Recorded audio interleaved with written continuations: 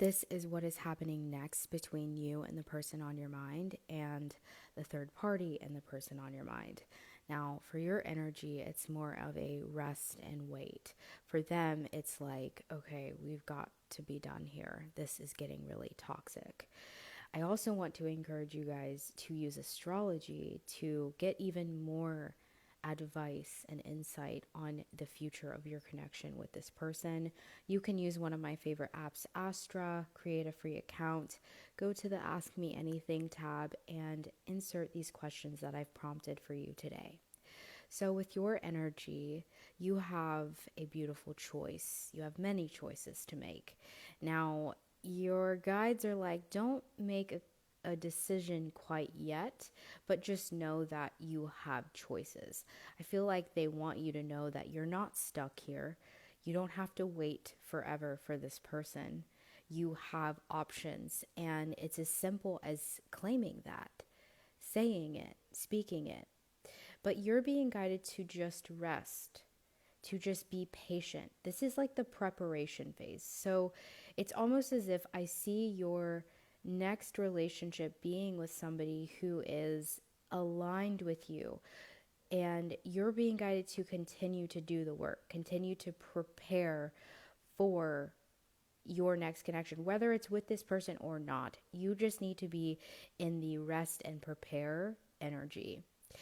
This is also up to karma and divine timing.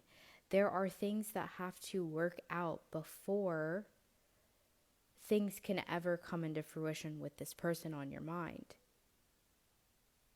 Don't place all of your eggs in one basket.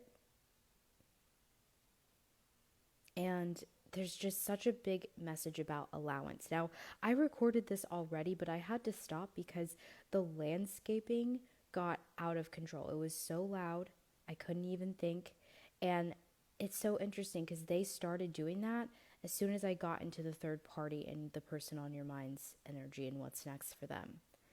So and then I was like, okay, maybe they're done. And then they'd start again. And then it was like, maybe they're done. And then they'd start again. So I feel like that was very telling of what is going to take place with them.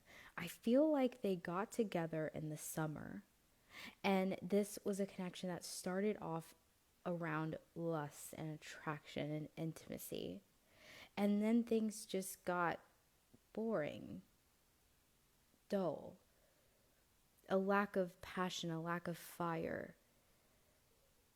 And I feel like they started dating recently or not, or recently after they met. It feels like a very fast, hot, heavy relationship, but that's not always sustaining, and that's what I see here today. It's like we are really heartbroken, I think, by each other. Or maybe your person is very heartbroken because they didn't lead this as a true masculine would.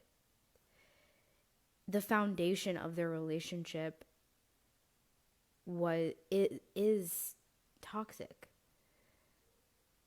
It's like we either came together because we were lustful or we came together because we were codependent and needed someone.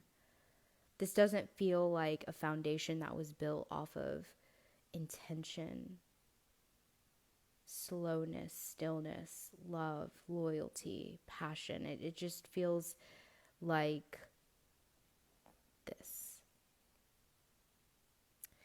So there eventually, and I do think this is going to take place in the springtime, but eventually they are going to walk away from each other, and it's going to be really hard for them because this is one of those connections that looks good on paper and it's comfortable and it's peaceful.